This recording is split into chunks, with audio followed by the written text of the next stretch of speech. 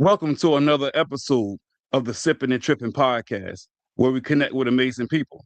Today's conversation is all about dating strategies, compatibility, and personal empowerment. I am your host, Desmond Black, and the person that's sipping and tripping with me today is none other than Miss Erin Watson Mohr. Did I say your last name correctly? You did, yes. Okay, because I spent a little bit of time like, oh, I wonder how that is, but okay, I'm glad I got it right. So how are you doing, and how is your week so far? I'm doing well. The week has been pretty good. I am from Manitoba, and for anybody that maybe knows anything about Manitoba, we have had some insane weather patterns. A lot of tornado systems going through here. One even touched down in the city Monday night. So Mm, we're like constantly on our toes. There's been tons of flooding. Yeah, weather patterns are really interesting this summer. So other than that, I'm okay. I'm safe. I'm good. gotcha. That's always a blessing. So Manitoba, so you mean Canada, correct? I am in Canada. Yeah, that's right. Nice, nice, nice. I've never been to Canada. I mean, I've never been out the states, but Canada, I don't know. It's something about Canada that's very intriguing. I don't know what it is. For the past like 10 years, I've been saying, I wonder how it is in Canada. Well, we're So, friendly. I mean, at least I am. I don't bite, but and our license plates in Manitoba say friendly Manitoba. However, that's up for debate when you're driving. You may bird, depending on what you do in traffic. But no, there's Manitoba's beautiful. You gotta love the prairies, though. I know people have come from the mountains that are here. They're like, "What the heck is this?" For me, I've grown up here, been here most of my life, and so the sunsets, sunrises are incredible. I live in the country, so I'm outside the city, and it's just absolutely beautiful. Like a lot of gratitude for being able to witness things. And the other night, I had my dog outside in the yard when it was dark out, and I saw fireflies. And I'm like, it's just so beautiful to be outside the city noise and be able to see things you wouldn't normally capture in the city. So I am thankful for that. nice, nice, nice. Now, are you or have you ever been married? I have been married. I'm going through divorce at the moment. But yes, was married for 21 years. Hmm. That's a long time. You just grew apart. No, we did not grow apart. My Oh, story is, and I'm not out to throw the other party under the bus. It's not my style with things. However, everybody has a story, and this is a part of what has shaped me. Um, so no, actually, I was a pastor, and we were raising our family like in the church. I worked full right. time, and I think in hindsight, as I took time to try to understand what happened because I didn't think that would ever be my story when I got married. We did marry young, but I mean, we married because we loved each other. And I did marry for life. So I was in it no matter what happened, the good, the bad, the ugly, and there was all of that in it. But I believe in like staying with a commitment as long as it's not physically abusive and harmful that way. I wouldn't be an advocate to tell somebody to stay in a marriage when it's not safe. Um, Right. it takes two people, so I'm not going to sit here and be like it was all the other person's fault. I think there's ebbs and flows, and everybody has to have accountability for what they bring. Um, but I honestly feel that part of it was just unresolved issues that he was dealing with and hadn't worked through, and made the choice to leave. So I can't do a lot of speaking on his behalf because I'm not here to tell his side of the story, but I believe that's what happened with us. So that kind of put me into a different trajectory um, when that happened. Gotcha, gotcha. Now that's a little apropos because it fits with today's conversation. So it's good. We're gonna talk about relationships, chemistry, things of that nature. So it's exciting. And like as I said before we went live, it's been a while since I had an episode. So hopefully I'm not rusty. I mean, I'm a natural talker, so I feel fine. I feel confident. I'm always confident, but we shall see. It's gonna be fun as it always is. All right. So do you have your own podcast? I'm going to be starting one. I haven't started it yet. It's in the works. Something I already have put some thought into and figure out my target audience. So I'll give you a little bit of context. So I'm actually going to compete in a pageant next month in August. So the days are ticking away and the countdown is on. So I'll be flying out to Toronto to do a regional pageant. And part of, I think, what has inspired me is the fact that I turned 50 last year. So I'm actually almost 51 now. And my girls are older, two daughters that are now adults in post secondary school. And I start to think about what do I want to do with my life outside of like what I'm doing for work and some other things. I think the fact that life took such a change that I didn't see coming 7 years ago when we separated and the marriage ended. Um, and then I lost my dad 3 years ago to cancer unexpectedly, so there's been some big loss and changes in my life, but losing my dad really taught me how our days are numbered and short. You don't know when your last day is. I think that's encouraged me to live more fearlessly and be bold, take risks. So I turned 50 last year. That's kind of like, what do I want to do with my life? I'm like, you know what? I'll try a pageant. Never done one before, but here I am. So all that to say, I really want to inspire women that are in midlife transition going through hard things because it wasn't just a bounce back. It was years of me having to really work on myself, finding new dreams, finding even the desire to live because I went through a deep, dark period of depression after the marriage ended.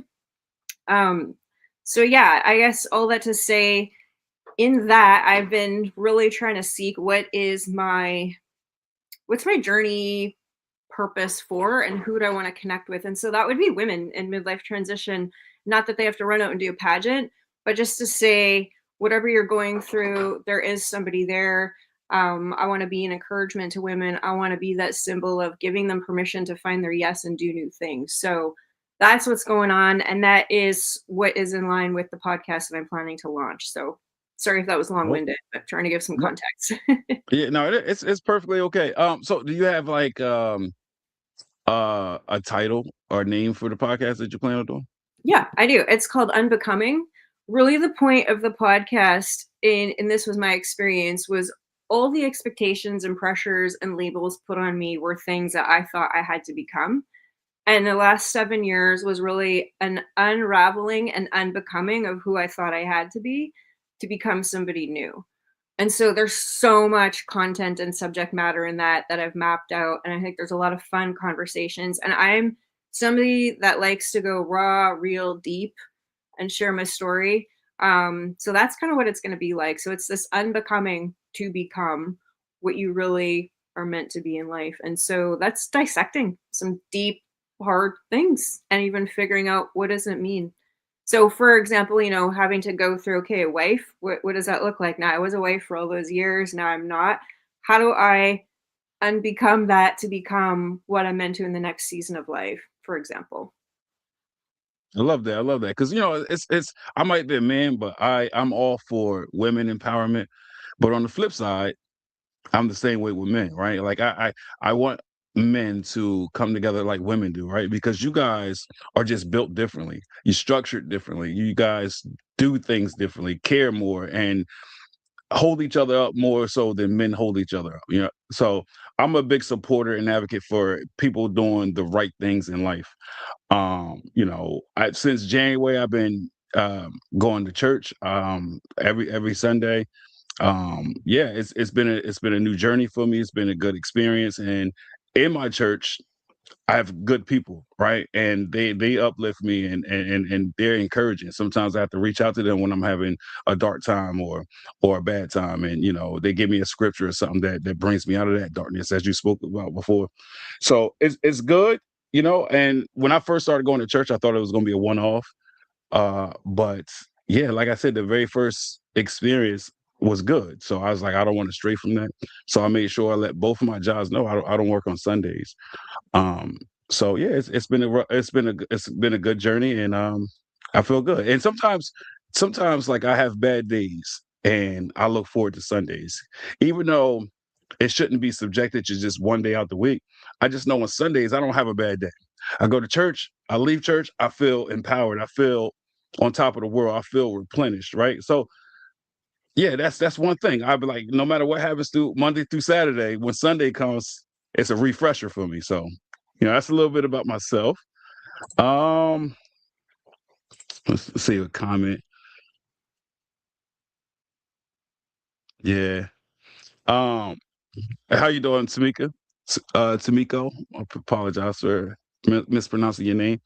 So on this platform, I like to conversate, educate, and entertain. But before we get started, um, I just want to start with the my first question of the day. Um, it's the big question, right? That I want to ask you. Um, what's the best way to pour into a good man? That's so subjective. Just like, yeah, I want to start off pretty deep, hey. Um, Gosh, yeah, I'm like, if I could do things over again, I'd do them differently for sure because I've changed so much in the 7 years too since my marriage ended. I am all about, I think, like I said, I've always been authentic. That's not new for me. I've always been like an authentic person. But I feel like making space for somebody to feel safe and vulnerable. And I've mentioned in the past about like guarding hearts and really like wanting to make sure that like you know how to guard a man's heart because I don't think every woman knows that, at least from the stories I have heard about from people. Right. So I think that's important to learn how to do that. Because I do Mm. feel like if a man feels safe, then you've got something definitely you can build off of there for sure. Okay, I love that. I love that. So that's the thing. A lot of men we tend to hide from the truth. We like to hide from our feelings. A lot of men are afraid to express vulnerability. But as I get older, I embrace those moments, right? Like I like intellectual conversations, like thought provoking conversations. I like to be real, raw, and authentic. Um, so I just tell how it is. A lot of times when I speak on this platform or just in the community, a lot of men look at me like I got three heads. But behind closed doors, they be like, I like what you said. It resonated, right? So I encourage all men to just speak up and just be real with themselves. Don't worry about how they're going to be perceived because that's not living life, right? Be Yeah. who you are to the fullest. Hold on, I got a couple other comments. And speaking about church, that's one of my church members. How you doing, Annette? um, so okay, yeah. So that question I asked you was a question I asked like a week ago. I put it on like social media, right? What's a good way to, or the best way to pour into a good man? And I got so many different responses to that. Some of them I agreed with, some of them I didn't. Strangely, a lot of women have told me good men don't exist. And I hate when women do that. That's not even a fair thing to say. Like, you can't take your experience and make that like across the board. That's one thing I have learned. Yeah, and the thing is, the women that have told me that, I say, "Oh, okay, well, I assume that you've been hurt and broken by a man." And a lot of times women get offensive and they say, "Oh, don't speak for me. I haven't been hurt. I would never allow a man to hurt me." But that kind of trauma, that kind of response comes from somewhere. It Yeah, just don't come out of thin air. So it's good men, just like it's good women everywhere. You just gotta find them. Maybe you're not looking in the right places, right? Like we are creatures of habit. Sometimes we tend to gravitate to the same type of person, which may not be the best or might not be healthy for us. And that's the problem. So at the end of the day, we all have to spend time with ourselves and get to know who we are and understand what our values are and what we will go for and what we won't go for. And once we figure that out, the rest is history. It should be easier to find the right person, right? Now, life ain't perfect. Nothing in life is perfect. So we're gonna have bumps and bruises, but that's how we find the right one. We will never know if it's a good woman out there or a good man until we step out there in the fire, right? We have to test the laws of limitation. A lot of people are afraid to do that. A lot of people try to, like you said earlier, protect our own hearts, and we like, oh, I don't want to get hurt, so we don't try. And sometimes we just go for what's easy or what's readily available, and you just gotta take chance. Life is about taking chances. 100%. Um, let's see. I don't know what that's about. Okay. So, in your opinion, what is a good man? Yeah, well, somebody who's honest. And that seems hard to come by these days, in my experience. Um, yeah, you know what? Like looking for somebody that would align with my values and what I'm looking for. I didn't think I'd still be single 7 years after. um, Mm. and I really honestly didn't start looking. I I really hung on to the marriage and I really wanted to keep it and make it work. So for 3 years, I still was like 100% invested in my marriage, even though it was over on his end. I still worked on me, and regardless, because I was like, whether this marriage works or doesn't work, I'm still a healthier version of me if I work on me anyways. So I did that, but it ended up becoming something where it just wasn't going to work out. So then I chose, okay, well, then I'm going to I felt like I had healed to the point where I could bring a healthier version of me, because I don't think people, and this is my opinion, I'm going to probably get a lot of haters on this, but I think just rebounding and going from relationship to relationship, you don't deal with the stuff, the debris, the aftermath, the residue, whatever, especially if you've been in a marriage for a long time. There's a lot. So to just think they're going to go shift gears and going to find somebody else, I think is really not the best plan. So, having said that though, yeah, finding somebody who's honest, trustworthy, integrity for me is key, and somebody who can be held accountable. Those are all big words that I find are not so readily available. Um, so sometimes it makes it a challenge. I just have to apologize. My computer is now not charging, so I'm kinda, like, watching it. I'm, like, fiddling with the cable, but it's, like, not charging, so I'm, like, I have some time Uh-oh. on it still, but I'm, like, if you lose me for some reason, that would be why. I'm trying to, like, get it to still, like, connect. Sometimes I have issues with it where the cord is finicky. So Right. anyways, I apologize in advance if I, like, disappear. It's not gonna happen in the next 5 minutes, but I was, like, just gonna give you the heads up on that, so I appreciate that. I appreciate that. Okay. So, okay, in your opinion, what are some good dating strategies? my gosh, I don't even know if I have good dating strategies. Like, I mean, I've been on dates and stuff, and I just show up being real. I'm not a fluff person. I'm like, I just wanna know if this potentially could work with somebody.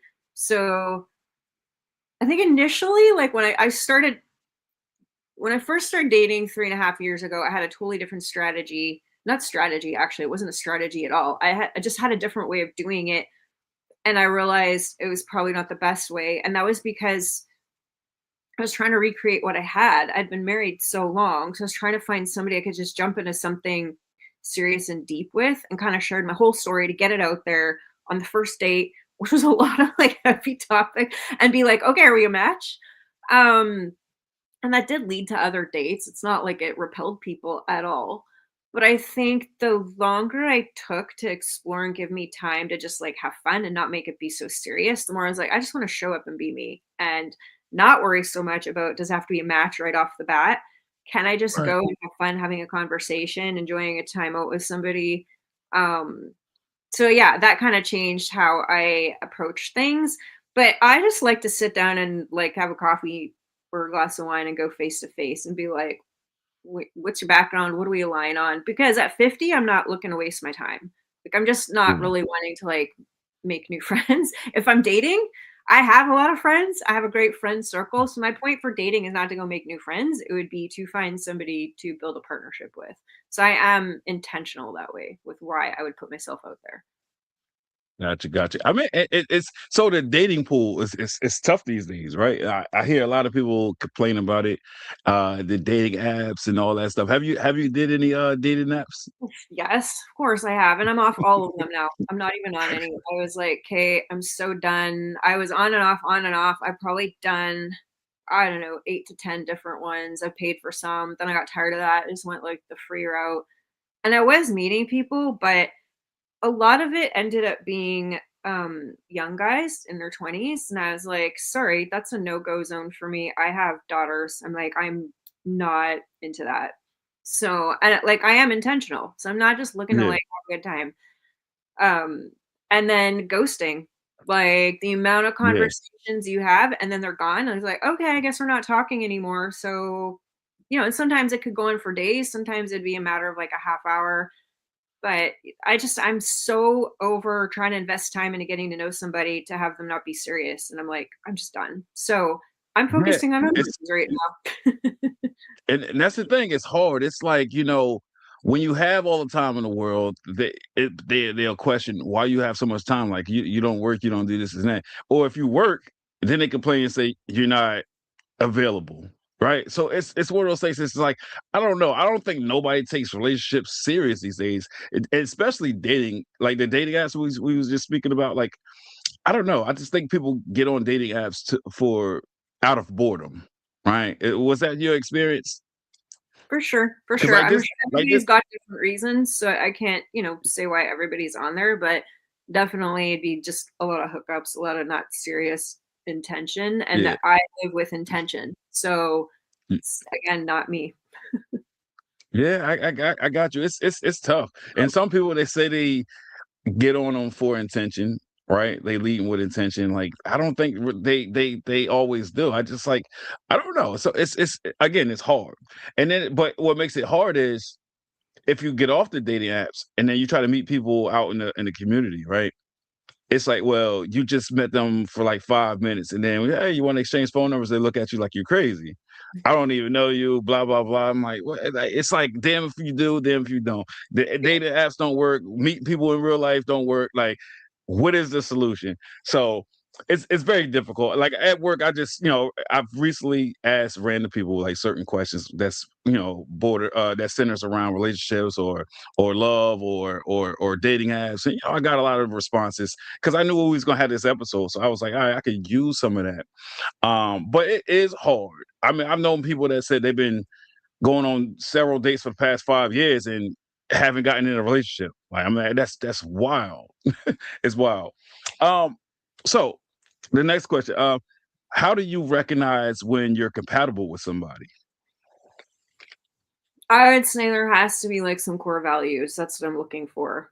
Like, and originally the old me would have been looking to have everything be like a perfect match.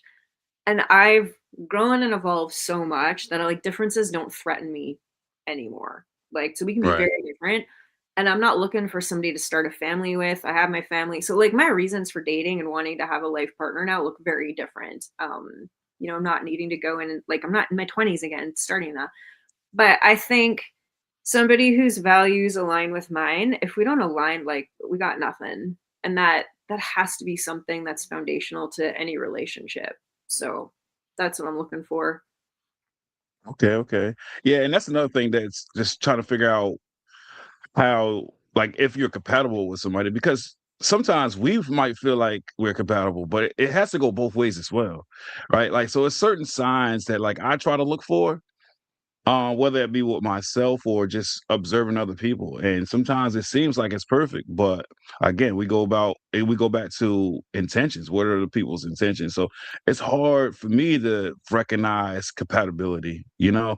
Yeah. But I would say like if you're both in the same space where you're both smiling, you're both laughing, you're both engaging with each other, I feel like that's the building blocks for compatibility.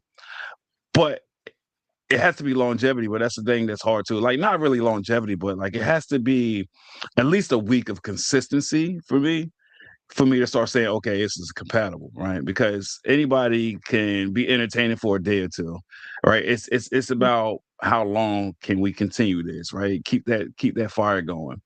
Um, but yeah, compatibility, love, relationships, it's all hard work. And that's the thing. A lot of us is afraid of putting in the work, right? We become complacent and lazy and we get stuck in the mud. We have to continue to work, right? We got to treat it like a 9 to 5 or a career. That's how we got to go. That's how we got to approach it, because you can't go to work and clock in and say, I'm going to do half the work and think you're going to keep your job. No.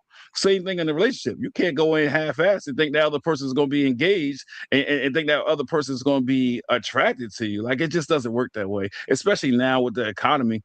If you're not showing up financially, it's like hard maintain a friendship or a relationship, right? Even Yeah. friendships, like you can be like, wait, we're not together. Well, like, why does it matter what I make? Because in the free time, your friend might want to go have a good time, and if you say, well, I'm broke, I don't work, then it's a disconnect there. So you just got to keep showing up. You gotta put in that work, right? You can't be afraid of adversity or any of that. You just gotta look it in the face and say, the devil's a lie.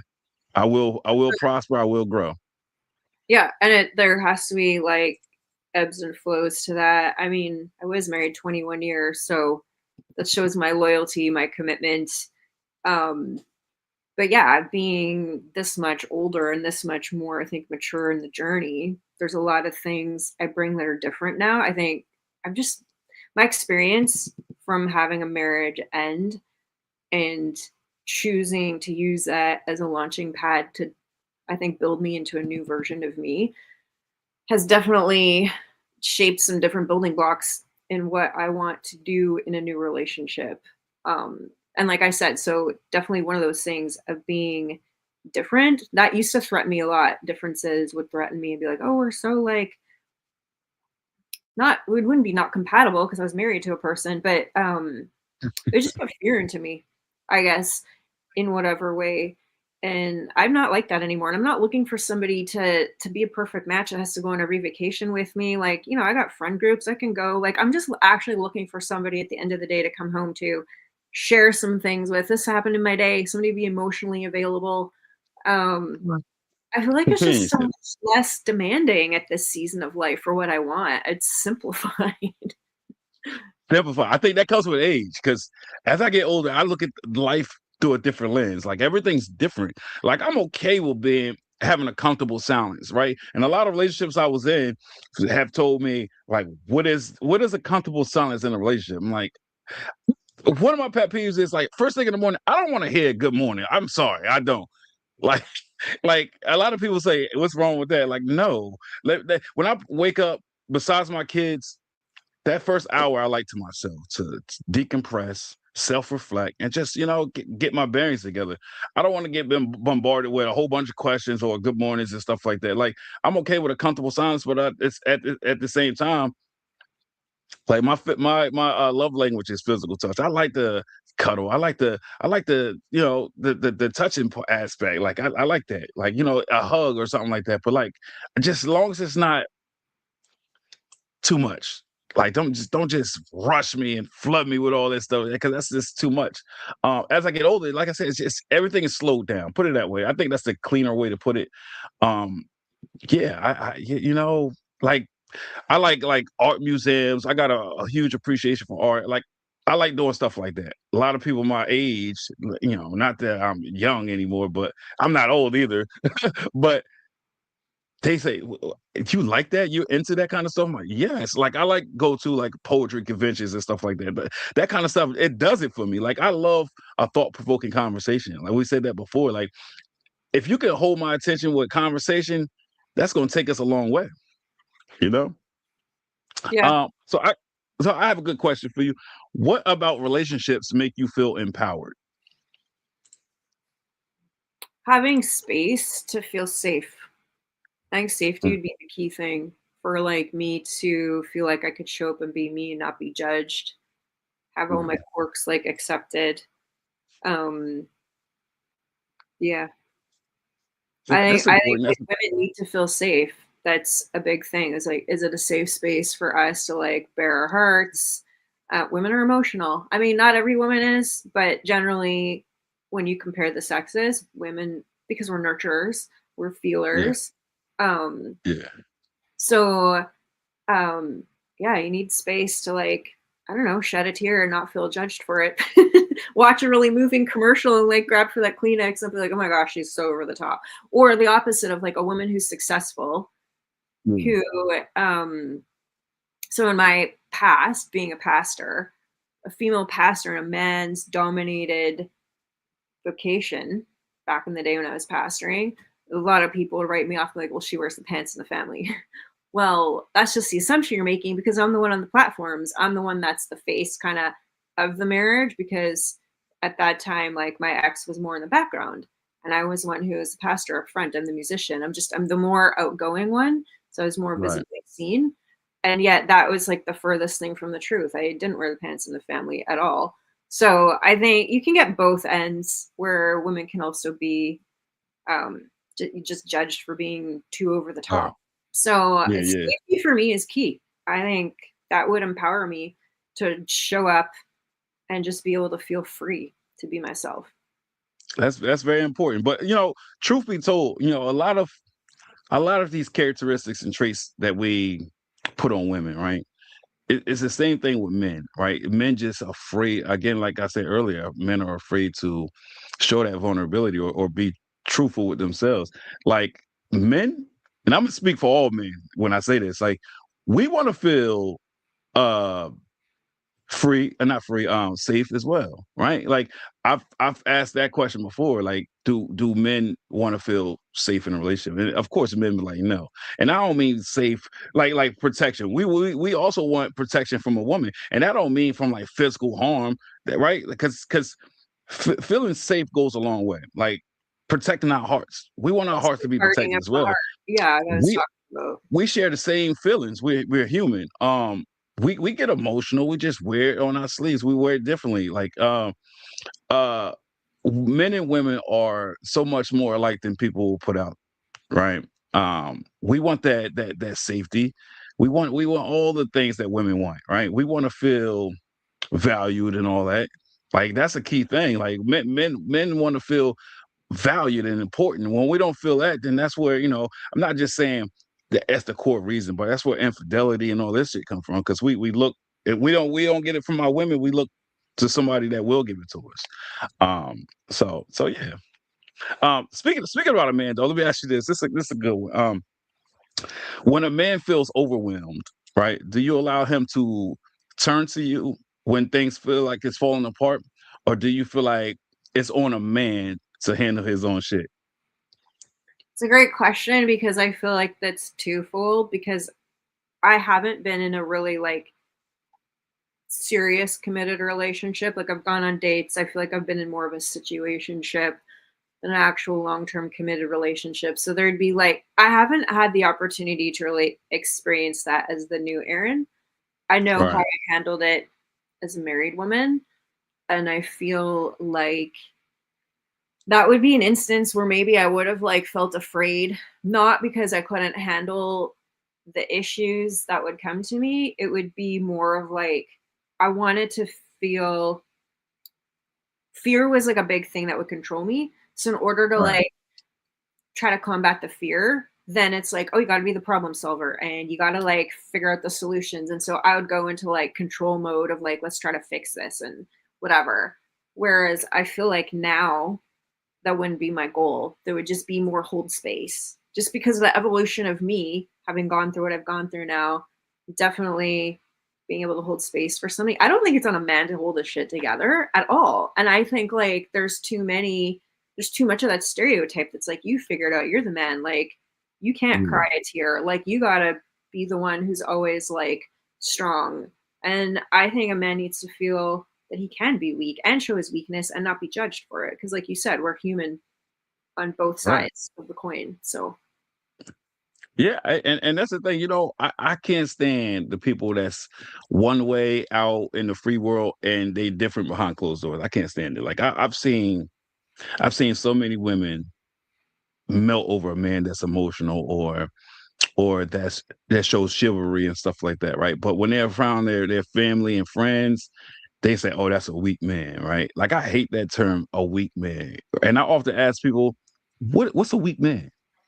Right? And a lot of the responses, it's like it's human nature. It's it's crazy to me. It's bizarre. It's like, why you call this man a weak man? Like because he hold the door open for you, or because he's I don't know, he might be proper, or he might like the finer things in life. You say he's a weak man. Like I never understood that. Right? It's not I like think it's more say of an say aware man, somebody who's actually more aware, not afraid to do that. That doesn't show yeah, weakness. It shows a but sign of but strength. I get it so much though. Like, like again, I like to do like a question of the day on social media, like as much as I can. Um, And I ask a lot of these questions, and I'll be expecting people to dig deep and give like good responses, but sometimes they're just one liners, and that's what I be getting. Like, oh, he's weak. I'm like, wow, that's crazy. So, but then on the flip side, if they the ones that in failing relationships or failing marriages. So I'm like, if this is a weak man and you're going against the grain and you're going against everything, like for what you say is a strong man, a dominant man, but they're putting you down constantly, and you're crying and you're emotionally unstable week to week, maybe you're looking in the wrong places. And again, this goes back to the women that say it's no good men out there, because you're not looking for the right man. You're not looking for a good man. You're looking for the wrong man, right? And you're criticizing the good man. So it's crazy. It's crazy Well, how the or world is.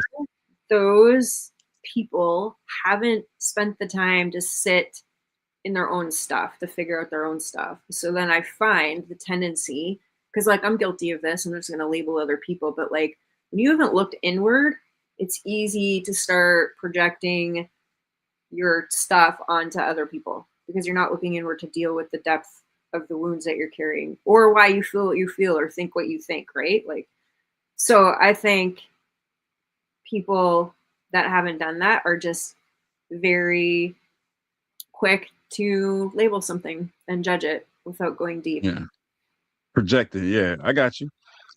So go back to the vulnerability of a man, right?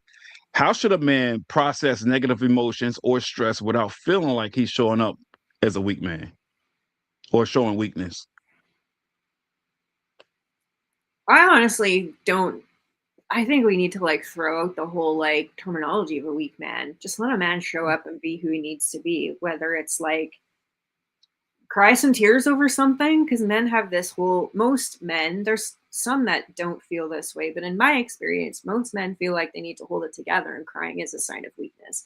I feel like for a man to be able to feel like he can be vulnerable, just be what you need to be, but you've got to find a woman that can hold space for you, and I think that's easier said than done. Yeah, yeah. Like we were saying at the top of the conversation, yeah, it's hard. And that's the thing about life. It's just so hard.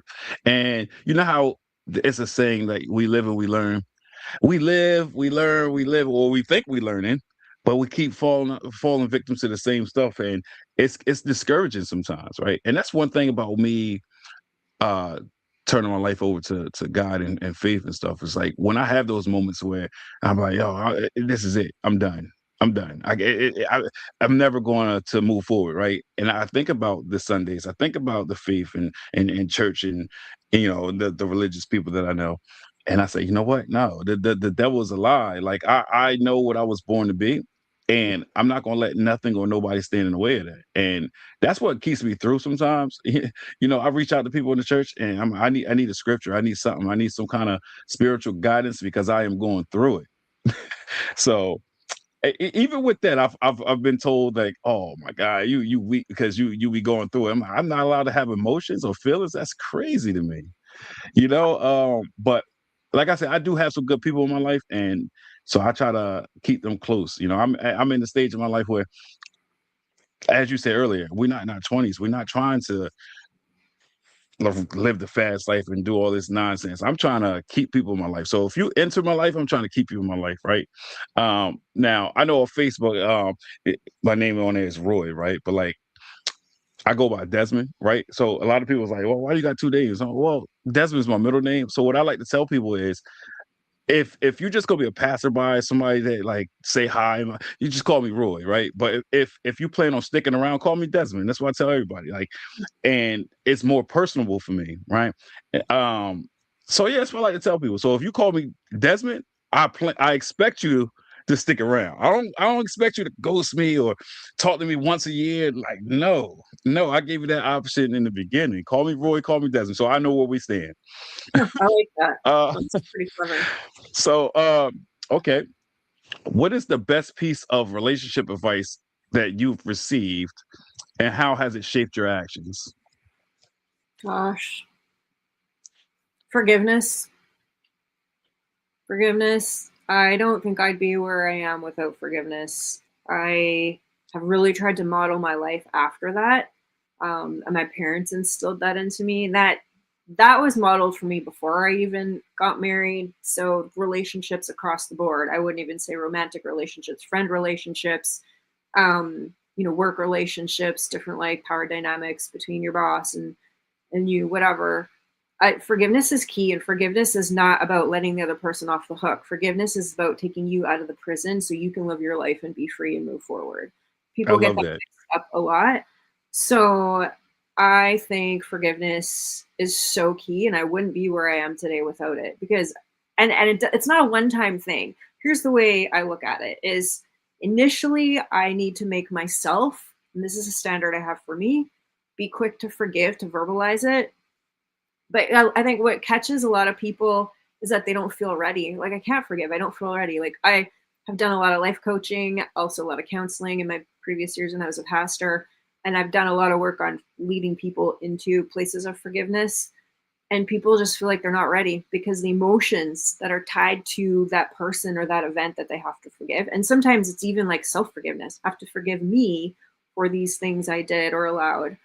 But it's not tied to emotion. So I'm like, just do it. Just verbalize it. Just say the words. Emotions catch up later. And sometimes it takes years.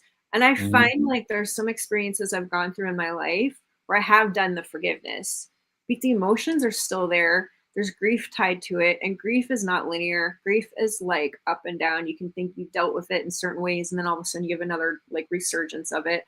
So I think being easy with yourself, to give yourself grace to walk through that, I'm a big advocate for allowing emotions to like come through you instead of like stuffing them down and being uncomfortable and being like, I can't feel this way, or I dealt with this years ago. I think we need to give ourselves permission to feel. I'm big on that because it's part of forgiveness, and that's part of finding freedom and part of living a healthy life. So yeah, that's my soapbox: forgiveness on all counts, every relationship, because friends are going to hurt you too. And it's not Absolutely. intentional, but it does happen. And Right. that's just gone a long ways for me in forgiving and really trying, because I'm a parent, trying to hold myself to that standard to model it for my girls so that they see Right. that their mother is not just a talker on that, but I'm actually a doer. And they see that it matches my walk and my talk. So I love the way you just unpacked that just now because that's the thing. Part of forgiveness. Well, first of all, forgiveness is very hard to do, right?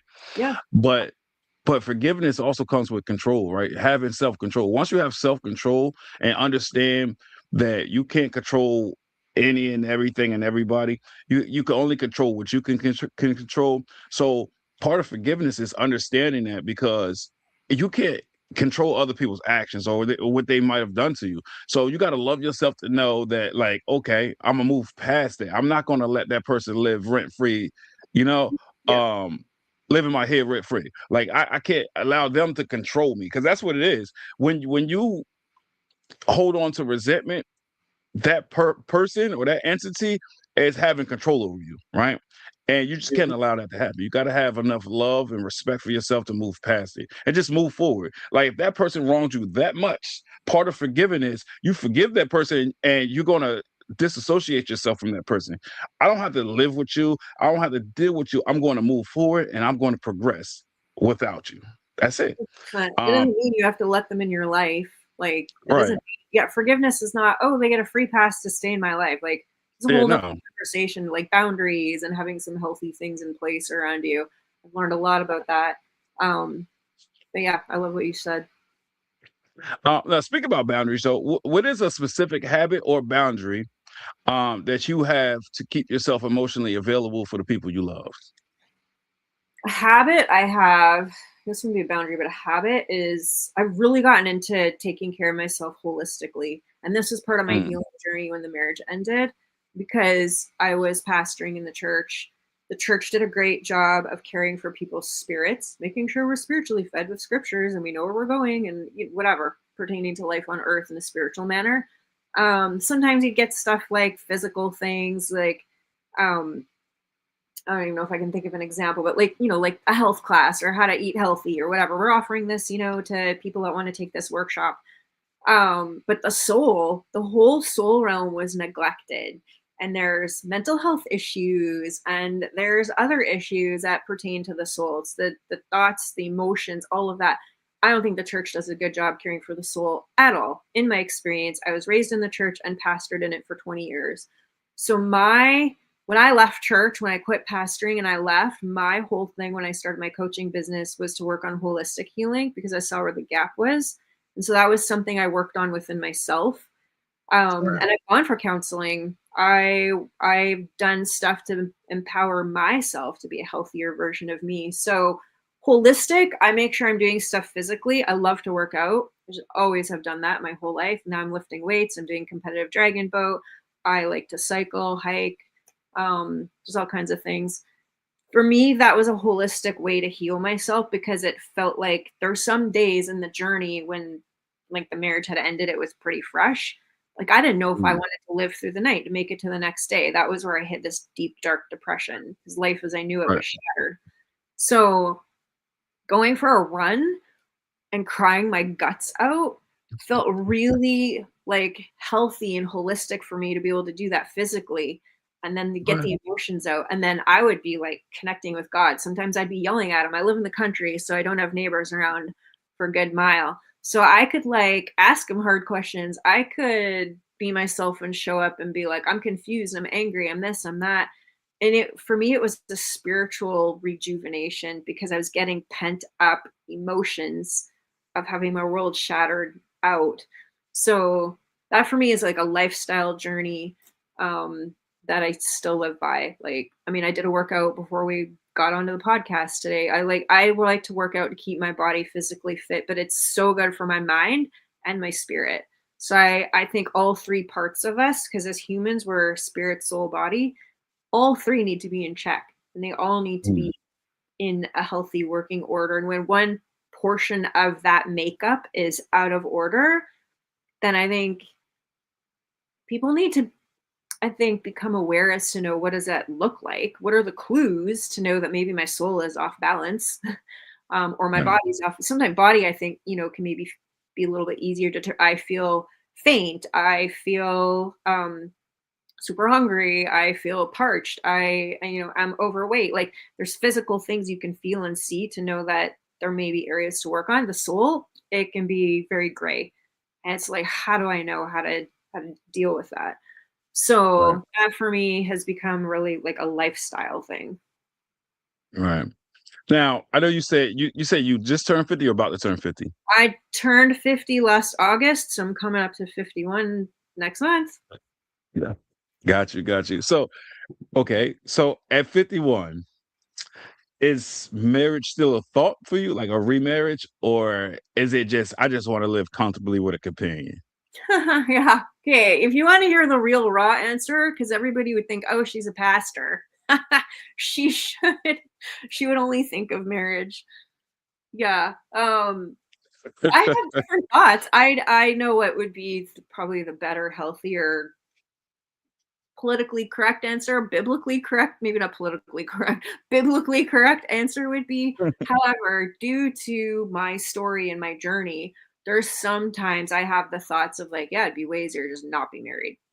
Just like move in with somebody and whatever happens, happens. And that's a part of me wanting to guard and protect my heart from getting hurt again.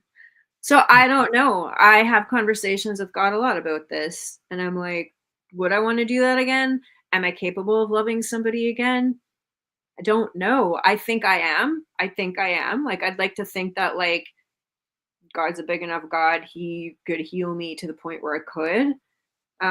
But when I was married, I loved the person like very deeply. So when that marriage ended, I literally was shattered. I literally was shattered. So the thought of giving somebody that kind of space in my heart again is not something I Yeah, reconciled yet. So, gotcha. Now, okay. so I that was know the you're honest, vulnerable answer you got, like unfiltered. You heard it no, here no, first. yeah, it's nothing wrong with that. So I was just about to talk about marriage a little bit because I get a lot of flack for what I'm about to say, but it's my truth, right? And I tell people all the time, you can't be wrong for your beliefs, right? You can't be wrong for your truths. Like I just don't feel like you can. So this is my thing. Before I get into that, let me ask you this. Like, okay, I know you've been married. What is your viewpoint on marriage? Do you feel like marriage should be the end goal? Now, it don't have to be for you per se. It could be just just in general. Should marriage be the end result or the end goal? I don't know how to answer that now at this. I know what I would have said like back in the earlier years, and some questions you're asking me I don't have answers for because life has reshaped me so differently than I ever thought. And I'm like, I'm speaking very real and honest to you. So some of my friends, if they catch this, might be, oh my gosh, I can't believe Erin thinks that way. Or people I used to pastor be like, oh my gosh, like she was my pastor and she thinks this way. I'm just being real because another thing the church is good at is not being real. Let's be fake and let's all just put our hands up and say praise the Lord. And at the end of the day, we're just leave it there. Like we're human, and I think we need to be real and honest and have some great conversations like these. So, um, the end goal was to get married. In my experience in my earlier years, Right. because like sex outside of marriage was just not going to be an option. So that was the end goal. Mm, So let's get married so that can happen. Well, culture and society has changed a lot. Not that that wasn't happening back then. I'm not going to say it wasn't, but I'm talking about my life experience, the way I was raised, and my own journey, the way I saw it. And then you now have society the way it is, and that really I don't think is most people's end goal anymore. right. So I don't know that I have an answer for you in that's so cut and dry, where the old Aaron would be very black and white, and I'm like, I don't know, I've lived through stuff that's messy now. I don't Right. know. I don't have it all figured out, and that's okay. That is, Yeah. I learned to be like, it's okay to sit with the tension and wrestle these things, and it doesn't make me a bad person. It doesn't make God not love me. It makes me real Right. and human and be like, there's space to explore this and have room to figure it out. Got you. Now I ask that because like again, I get a lot of flack for this. Like, when women ask me, "Are you looking to get married?" And honestly, my answer is no. I proposed to one woman in my life. I proposed to her twice, and it was it was a shit show. It was a disaster. Yeah. So the first time I proposed to her, her mother knew about it. I told her mother, right? It was like, don't say nothing. She told her. So it ruined my whole moment. And to the point where I was like, I'm not even gonna do it. But the woman I was with at the time, she was like, "So where's my ring?" I was like, "What ring?" She said, "My mom just told me you got a ring. You was gonna propose." I'm like, "What the fuck?" So I gave it to her, and it was just like, why did I even do that? It was no emotion, no nothing. So then I waited like 2 months later. But let's rewind a little bit. She complained about the ring size, and I was like, "Wow." So right there in my mind, I was like, "Oh, this ain't a good woman. You are materialistic. You worried about the size and all this stuff." But nevertheless, 2 months later, I proposed with the style of ring that she wanted. It was bigger. I invested more money in it, and again, it was to me. I was well thought out, well planned, and I was like, "This is going to be a great moment." It was so dull. She said, "Oh, okay, yes," and I was like, "Oh, nah." So that kind of took marriage out of the equation for me. And then, years later, I thought I was gonna get married again. The relationship didn't work out. So it's like, I don't know. I don't really think about marriage. And my thing is, it's not that I'm against it, but I just don't think that marriage is what it's supposed to be. It's not, marriage is not the same way it was 30, 40, 50 years ago. I think nowadays people get married for possession just to say you're mine, right? And people hate what I said. Like nowadays, marriage is more so like captivity. It's slavery, for lack of better words. It's like you put the ring on. It's like bondage. It's like, okay, you got that ring, you bound to me. And love, relationships and marriage is supposed to be about love, and it's just not that no more. Every year they do a census, and they said marriages hold the space for the most failed relationships, right? Like that's a fact. It's been like that every year. Like people that say they're in a committed, serious relationship, they stay in that relationship longer. And my thought process is this: this is where I compartmentalize things and break it down. I say, okay, when you're in a serious relationship and you talk about marriage, you have something to look forward to, right? But once you get married, you no longer have nothing to look forward to because you don't reach that. Now it's like, what's after that? All Now down it's about there. now you're just going through the motions and everything like that, and that's where that spark dies. You lose that fire because you no longer have something to look forward to. So I will say, I'm not saying marriages can't work, but for it to work every day, it has to be a challenge. You have to love that person. It has to be like a game of who loves who more type of thing. Because as long as you have that little friendly competition, you're always gonna be looking for ways to upstage the other one. You're always gonna be looking for uh, ways to improve that marriage, that relationship, or make it better to spice things up. That's what I think. I think that yeah, when you're in a serious relationship, you have something to look forward to because every day is like, oh yeah, get closer to marriage, or I'm going to propose on this day, or say you propose and you set a date for the marriage. Now you have something to look forward to, and once you get married, you no longer have that to look forward to. So you might, and I tell this to a lot of people too in relationships. You might live together, right? You're growing with each other, but you're not growing the same, and that's a conflict as well. Every Can day I it has to interject be and say about. something? Say it again. I said, can I interject and say something? Absolutely. Um, Initially, I think by God's design, marriage was meant to be a covenant. We don't Yeah. hear the word covenant spoken about too much these days. Right. And we also see marriage and relationships that look contractual now. So people take it more as a contract. Very That's what I two mean. Yeah. different things. So in a marriage, like that's covenant based before God, what you're signing up for is different than like a contract. And the contracts are like, oh well, okay, he broke his word, I can rip this up and we can like end it. Whereas a covenant is something you sign up to stay in for life.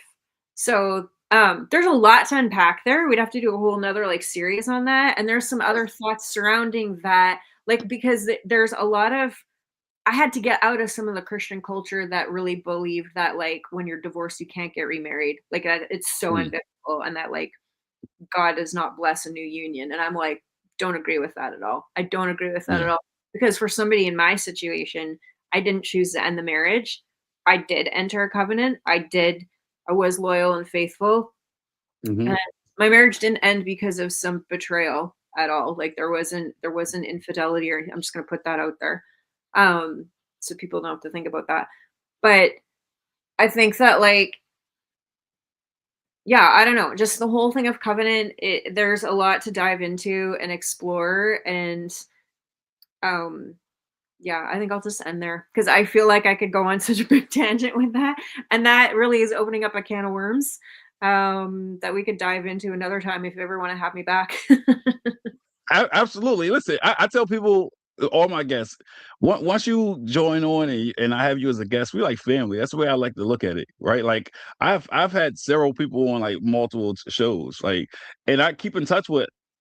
I would say maybe like 70% of the people that's been a guest on the show. And that's that community that I'm trying to build.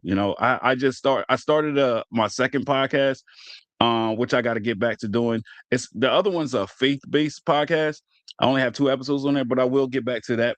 I have a real good topic coming up for that. But yeah, like I said, I started my spiritual journey in January, and so a lot of people of faith been saying, "Hey, you should change your podcast." And I'm like, I'm not changing it. Like, this is my baby. This is the catalyst. This is where I started. So that's why I have two. But I will say this because a couple times during the show, you've been talking about fake people in the church. Listen, I'm I wasn't going to touch it, but this is my thing. It's fake people no matter where you go, There's and fake people I f- everywhere, 100%. I feel like when you go to church, you should go to church for self, not for anybody else. And I say that to say this, like, don't worry about the fake people that may be in church. Long as you go to church for the right reasons, none of the other stuff matters, right? And not to get all religious, but it's like now that I go to church, it's certain things I look at differently. Like people be like, "GD, oh, can we reframe that? Can we choose a different word or different terminology?" It's certain things that bother me now that it wouldn't have bothered me then. Because for years I've been saying, as an adult, I wouldn't be caught dead in the church. I wouldn't step foot in the church, and the devil's a lie Never because say I go never. every Sunday. Absolutely. So I'm a motivator. I like to encourage people, uplift people. I'm all about positivity. So when people talk about faith, they talk about God, talk about religion. I get excited these days, right? Because it's brought value to my life. So again, that's what I wanted to say earlier when you were talking about fake people in the church. Now, this is another thing, and people in my church, they look at me like I got 3 heads sometimes, but I from the way society say you should be in church, strive for perfection. I'm not going to church for that. My whole my the, the biggest reason for me going to church is to become better with myself and to show up better for those around me and to have a strong relationship with God. That's why I go to church for. It's a lot of things that biblically that I do not agree with, like you said about the whole having intercourse and the marriage thing. I don't believe that. And I just can't see myself saying, "Oh well, if I ain't married, I'm not having sex." I just can't see that. It's just certain things like that. It's some things that biblically I should let go of, but that I'm not willing to let go of, right? And some people have said, "Well, you're not of the faith," and that's not true, right? Because of the faith is just really believing in God. It's about living life to the fullest, living with love and not hatred. And that's the way I look at it. Like it's a lot of things that in church they say you're not supposed to do, but I Being don't in live by church that doesn't code. get you to heaven. Like, you can sit Yeah, with your ass on a pew every Sunday, warm it up for the hour that you're there. That doesn't guarantee you into heaven at all. Like, so, and I actually, I'm on the flip side of you. So I grew up in the church, was a pastor in a church for 20 years, raised my girls in the church. And I'm not in church anymore. And that's a whole nother podcast story we can do there too. And yeah, people may be like, oh, she calls herself like a Christian or this or that. And I'm like, I actually don't even call myself a Christian anymore because Christian connotation has such a different um there's a whole different narrative surrounding that now. And I found walking away from the church, and again, I can only speak to my journey. So I'm never making blanket statements, but my journey was like leaving the church, not leaving people of faith that I've been surrounded by. I still have a lot of people that are in my life that are from church that I've kept relationships with. But that's not what's going to get me into heaven is being there every Sunday. And I found going through the hardest things in my life of having a marriage and being betrayed by people in the church that said they had my back, having my dad die of cancer very unexpectedly. I don't have answers to that, any of those things. And I chose not to turn my back on God through that time, but instead ask questions. And I maybe will never get the answers. Did I get an answer to every question I asked? No. Did it mean I turned my back on God or God wasn't a good God? God wasn't a faithful God? No. It just for me meant I had to choose to believe God's still real in spite of what's going on in my life, in spite of the things I never thought would be part of my story. And I chose to use those things to grow my faith. So I want to say I actually am probably closer to God now than I ever was as a paid pastor in a church for 20 years right, because experience has shaped me more. And it's not about being religious. I hate the word religious. So I don't consider myself religious at all. I just have my right. own relationship with God, me and him, and we do life together. And I love that.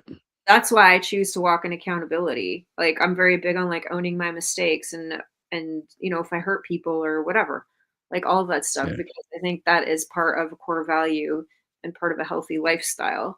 But yeah, so you and I have different stories where you've gone to church and that's your fuel. I've left the church, but both But you still follow God. So that's 100%. that's that's the most important piece. That's the catalyst. That's the building blocks to everything, right? As long as you still believe, that makes you spiritual, right? Like I've been trying not to use the word religion, right? But it's like I'm programmed. I'm conditioned. I grew up with that word that I use it all the time, but I'm trying to shift from that and start saying spiritual. Because that's convoluted, right? The word religion, Well, religion is Christianity, all all law that stuff. based. It's all based on laws, do's and don'ts. Yeah, That's right. religious. But Like relationship and spiritual is that's based on being more like interactive with God. And I don't right, believe like my relationship, my getting into heaven, anything I do is based on this contractual relationship that I have to like hold up my end of striving to be perfect. It's right. like far too much work. That's like then it negates the whole message of the cross. Why did Jesus die on the cross for a bunch of perfect people that are striving to get into heaven? Like, we don't need the cross then at all. Right. Right. And yeah, I'm glad you said that. And we're gonna shift back to the topic. But so like I said, I love this. Like, that we shifted from one passion of mine to another. But the Bible says that nobody but God is righteous, right? Because righteous in biblically means perfect. And if the Bible's teaching us that only God is the truly righteous, why do a lot of people of faith or in churches tell you that you live in a sin if you're not striving to be perfect, or if you're not perfect in Christ? That doesn't exist, but nowhere in the Bible does it tell you to be that way. God didn't create the world to be perfect, right? And that's it. It's because God, he's the creator, right? And he will be the destroyer if he chooses to. So it's like, if he wanted to be perfect, I'm pretty sure he could have made the world perfect, Well, he right? did make it perfect initially, A- and then initially, initially, right? But okay, and I like to tell people all the time, like, he tried to rewrite that perfection several times, but man kept ruining it, right? Like we talk about the Garden of Eden with Adam and Eve. Well, that was recreated with Noah, right? His sons, like when he got drunk, right, in the vineyard. That's again, we can say that's like the new Garden of Eden, right? Like, his kids did what he did to him. It's like man just kept ruining God's perfection. So he knew these things, and that's why he gave us free will. He gave us the liberty to do as we please, and for lack of better words, like walk our walk the way we saw fit. But the end goal is to live as God would, right? To live with love, to lead with good intentions, right? So it's all about what we choose at the end of the day. So yep, I mean, yep, that's what I'm gonna say with that. So like I said, I go to church to be a better version of myself and to have a good relationship with God. And again, since January, it has shaped and molded me to be a different person, a better man, I would say. Because like now, sometimes whether I feel like I'm wrong or not, what I do now that I didn't do prior to January of 2026 is apologize to people. It's been times where in the past I knew I was wrong and I would not apologize for nothing. But now I do it, even if I feel like I'm right in the situation, but we had a disagreement or a dispute. I'll come back to you and like, listen, I could have handled that differently. I apologize. And some people ask me why, like, why you do that now, but you didn't do it now. I don't know. We talk about empowerment. It's something empowering about humbling myself and doing that, right? And I look at a lot of things in life as lessons from God now. Like I look at it like, why do I feel replenished? Why do I feel more whole when I apologize? Right? I don't know what it is. I can't tell you. But I say this is what God wanted. This is his plan. I don't know. I just feel more relieved when I go back and apologize. Like I said, I'm all about positivity. And if I wrong somebody or having a disagreement with somebody and it got heated, well, whether I feel resentment or that person feel resentment, that's not what life should be about. So I'll go back and I try to smooth that out. I'm like, listen, I apologize. And sometimes people try to put on these facades, but I see they faces. Sometimes they might crack a smile because it means something to them. So I try to be like that all the time. And I've been telling people for a long time, I have this thing where every day I try to do at least one good deed a day. Um, Again, I'm an encourager, I'm a motivator, I'm an advocate for a lot of things. And so yeah, that's who I am. See what this comment was. my computer's down to like 21%, so I'll probably have like 5 to 10 minutes left with you. So it's done well. It held on longer than I thought, so that's good. Oh, that's cool. That's cool. I'll keep that in mind. I just let me know if it gets like low, then she said he came for sinners, not perfect people, and he didn't come to condemn the world. That's my friend, my good friend Jahira, man. She keep me grounded a lot. She's one person I reach to for scripture and spiritual guidance, and she's pulled me out of so many dark spaces in my life. That's So awesome. shout out to her. Let's see. So I took this note yesterday. Actually, I wanted to say on here. Transforming dating into a tool for personal empowerment means shifting from external validation to deep self-awareness by asking strategic qualifying questions. You can quickly assess relationship compatibility, bypass small talk, and avoid wasting time on incompatible matches. Right. Now, with that being said, what are some qualifying questions that could be asked to assess relationship compatibility? Well, for me, like you just said, you were a man previously that wouldn't apologize, wouldn't be held accountable for that kind of stuff. Like those things are huge to me. So those would be questions I'm asking people. Like, and I think, like, how do you handle hard times? Like, Right. that says a lot. You learn a lot about somebody when they go through a hard time. So, I mean, sometimes it takes a lot to uncover that. I've also learned people say a lot of stuff about themselves, and then you see the real them. I'm like, okay, well, that wasn't true. Or they think that's how they are. And then Yeah.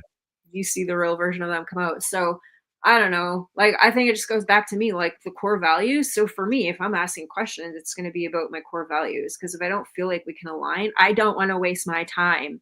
Like I said, like if I'm Mm. dating, it's because I'm looking for a romantic connection. If I want to be friends, I would handle the situation totally different. Like, I don't Right. care. Right. Want you in my space as a friend. So I don't know if that answers your question, but that's where my brain goes because I'm a deep Yeah. thinker and I want to know like, do we align? And you can't figure that all out in one date for sure. But Right. generally I know through somebody's energy how they're showing up once I've spent some time with them if I want to go back and be with them again a second time or a third time or whatever. Now, okay. So what's interesting is earlier you said you date with intentions. You're looking for a companionship or something long term, um, and that you're not looking for new friends. But this is the thing: do you not believe that a good relationship starts with a strong foundation, which will be a good friendship? Yes, I totally do. Yes, I can qualify that. But I'm like, but if I'm gonna go on a date with somebody, there's gotta be some sort of connection. Like for me to go on a date with somebody means and like dating apps are shallow. So it's like I'm swiping all the time because it's based on how you look. Like I don't know anything about you other than the way you look to me when I see you on a dating app. So there's Right. gotta be some kind of connection first of like, oh, do I think you're attractive? Yeah, I do. Okay, there's step number one. Now I want to get to know a little bit more about you. So yes, it takes time. Like obviously friendship has to be part of that. And but there also has to be that connection that makes me feel like there could be potential for romance or I'm not going to go out with that person. I don't want to waste my time. That's where I'm Right. at. So I don't know if that makes sense. In my head it makes sense. Maybe I'm No, like no, no. these are It makes sense. juxtaposed. I'm picking up what you're putting there. I get it, and that's what I'm saying. That's we both agree that that's what's hard about getting out there and trying to look with relationships. Man. It's tough. It's tough. I like to tell women all the time, like I'm contagious. I'm addictive. I have a addictive personality. I feel like I don't know. I feel comfortable and safe around any woman. I mean, that's just me. Um, um. So I know we got limited time. So let's see, core self-empowerment questions. Okay. So a lot of people they fail to look inward, as you said earlier, right? Now going into relationships, a lot of men and women they need to ask themselves a series of questions, right? Like before evaluating a match, we should be asking ourselves core empowerment questions to ground us, right, for dating clarity, right? We should be asking questions like, what are some of our negotiables, right, or our non-negotiables versus preferences, right? So, have you ever asked yourself, what are your non-negotiables versus your preferences? Because those are two different things. A lot of 100%. people get it misconstrued. Yeah, So, 100%. I'm what gonna are some what? Go ahead.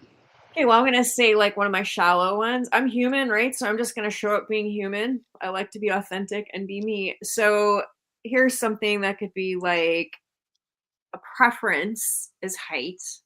I am attracted to people that are taller, but Is that like a non-negotiable? No. I've gone out on dates with some people that are 5'10". I'm 5'6". It's not like I'm this towering female, but I like to wear heel boots. Like I just like to wear stuff that elevates me, so I often dress up and wear high heel boots and things. So I liked I mean, maybe because I ended up marrying somebody who was married to somebody for 21 years that was over 6 feet tall. But that just tends to be across the board what I'm attracted to. So I kind of know myself at this stage in life, what I'm drawn to. But yeah, is that a non-negotiable? No, I'm willing to get to know somebody if I think they're attractive. Um, and non-negotiables for me are like if you can't apologize and own up to your side of things, I will not entertain like we're not going to see each other again. That to me, I will not do that. That's a huge important thing. That's that accountability piece.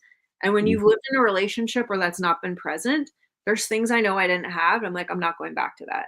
So there's some very, yeah, very direct, pointed things for me that I will just be like, this is a no deal for me. Like, Uh, So I would say another question that we should ask ourselves before trying to date or get into a new relationship is, are we looking for a partner or are we looking for a project? Right? Because a lot of times people we trauma bond, right? And we look for somebody that we can build and shape and mold to our liking instead of living life, getting to know somebody and really trying to find a partner, right? So have you that's ever a found great yourself in that space? question. Yeah. Like, you just opened a can of worms. I wanna say subconsciously, women are probably looking for projects. I'm just gonna put that out Ooh. there. Ooh. Subconsciously. We may not be, like, consciously thinking about it. Here's something, Yeah. though. So, yes, like, I got married really young. I was always wanting to fix him and change him, and I did love who he was. It's not like I Right. married him not loving him, be like, "I'm just gonna change him into this perfect protege." No, but when you're 22, you haven't lived a lot of life and you are not that mature. Like, you're just Right. not. I'm 50 now. I have lived a lot of life and I've matured and I see where I made a lot of mistakes. Like, I can own up and be like, that was not the best way to think things. That was not the best move I made there. Like, I'll own all of that because I wanted to empower me and help me become a better version of me. So I was seeing this guy for a while. This is about 3 years ago. And I was chatting with my friend about him. And she said, this was like so defining for me. She said to me, "Do you feel like you want to fix him or change him?" And Mhm. I was like, "No, I don't." I was like, "For the first time, I feel like I'm actually dating somebody who, like, this person was so different than me, like, very different in terms of, like, their style and the way they do life." But I was like, "No, I think I'm in a place where I'm confident enough in who I am, healed enough in what I've Mhm. gone through that I can actually let this person be so uniquely them and not be threatened by it." That was a defining moment for me, being like, "Wow, I have changed for the better." And I honestly felt like that was a really good measuring stick of, like, how I've healed. So, Right. Now, you think your computer will hold up for one last question or no? yeah, yeah, no, we're good. I'm at 14%, it's holding out. Okay. So this question it kind of goes back to what we was just talking about, right? This is another question that all of us should be asking ourselves before get trying to date or get into a new relationship is what are we still healing from, right?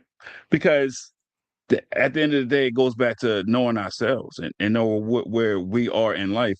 Um, Sometimes the healing journey requires us to know what are we trying to heal from, so that when we try to give somebody else a chance, like we won't allow the same mistakes to happen. Right? A lot of times, again, with the trauma bonding, because we're traumatized, because we're emotionally wrecked and unstable and we're still healing, we're not thinking clearly, right? We're not setting these boundaries. We're not looking at the non-negotiables. We're not looking at none of that. We just diving headfirst into a new relationship because we want to feel whole. We want to feel brand new. We want excitement. We want a new smile on our faces, right? So going into new relationships, or when you was like 3 years ago, did you ask yourself that question? What are you still trying to heal from? Yeah, I did. And there were some things I was very aware of because of the treatment I had, that was going on in my marriage.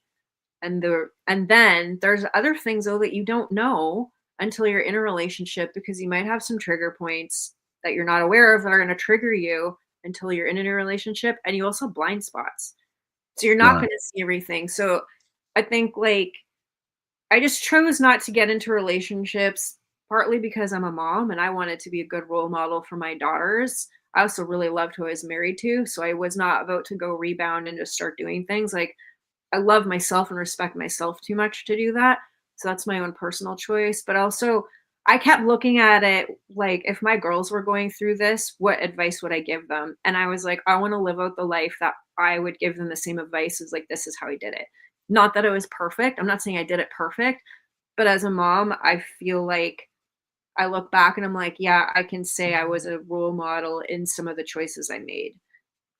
So Gotcha, gotcha. I don't wanna puff myself up, be like, "Oh, yeah, I did this journey well." Like, no, like, because maybe the marriage wouldn't ended too, like, if I did own up to things, but I wasn't a perfect person, so that's what I'm saying, it takes 2. I will never throw my ex under the bus and be like, "It was all him." However, at the end of the day, I didn't choose to end it. That's the difference, I didn't choose to leave it. Now, now, I love that you just said that, right? Because oftentimes when we get out of a relationship, we tend to bash the ex, and I love the fact that you say you will never do that. Like that speaks of your character, right? Well, I Because did wow, I wanna just say, like, I did do it though. The human part of me, feeling emotions, feeling angry, feeling betrayed, feeling like you made a promise to me you're gonna love me till the day you died. Like, so I'm not gonna say I didn't. I don't want anybody to ever think, "Oh gosh, like, how is she this, like, Wonder Woman, like, that did" no, I am very human, I had emotions. So I but it's but I won't that's not who I am, and that's not where I'm gonna stay right. there. I'm not gonna publicly do that.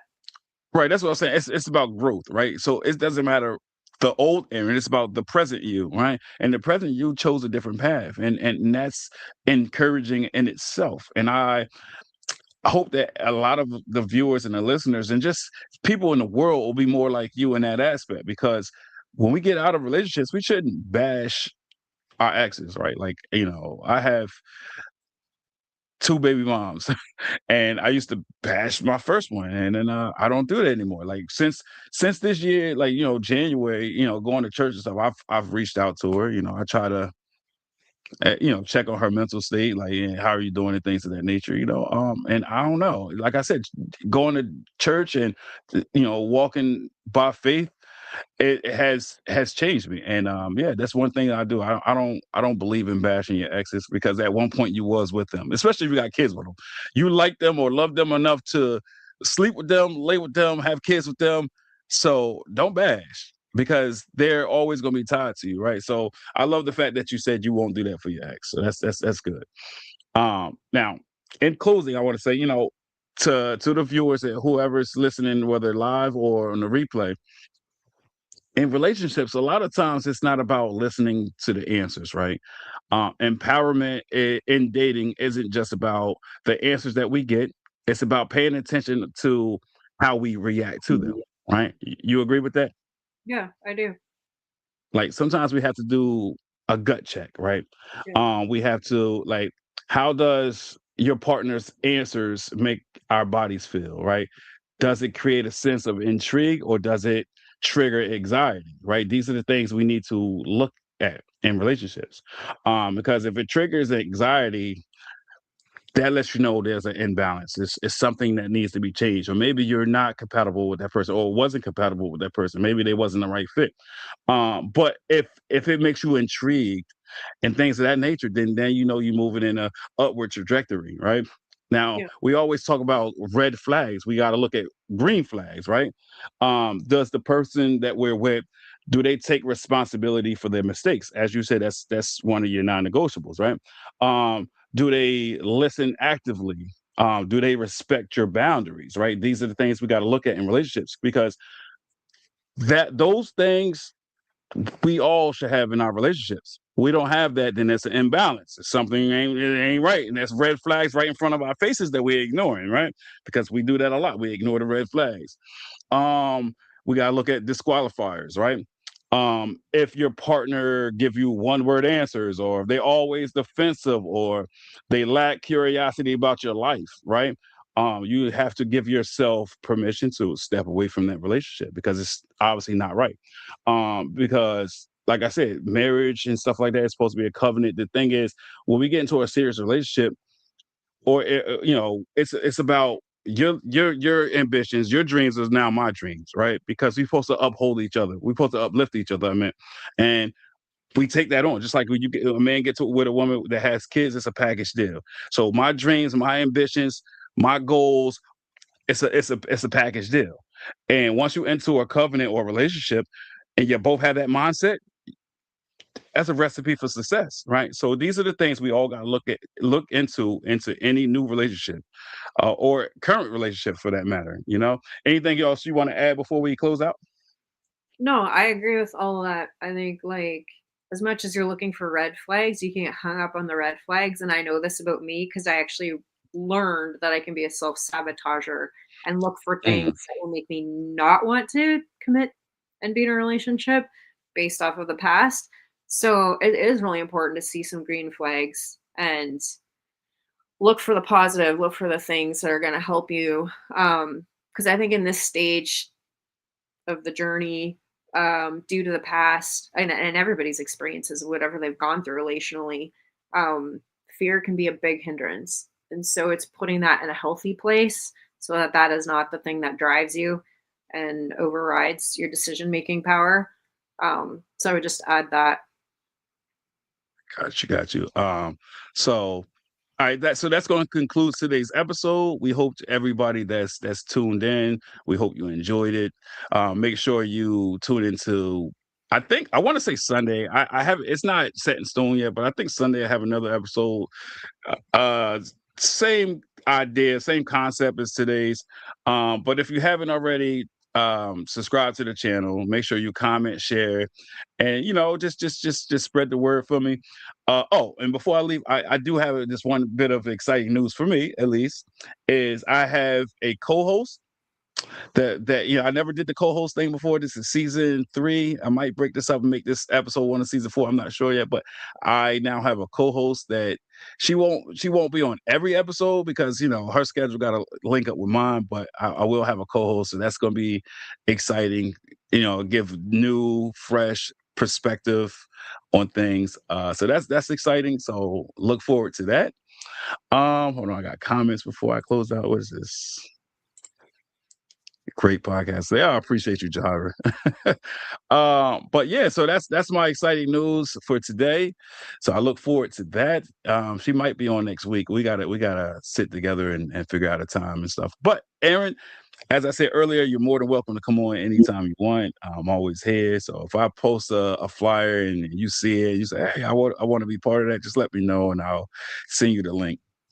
But yeah, again, that's going to conclude today's episode. I hope you enjoy the rest of your day. Stay positive, stay you, be blessed. All right. Okay, perfect. Am I back?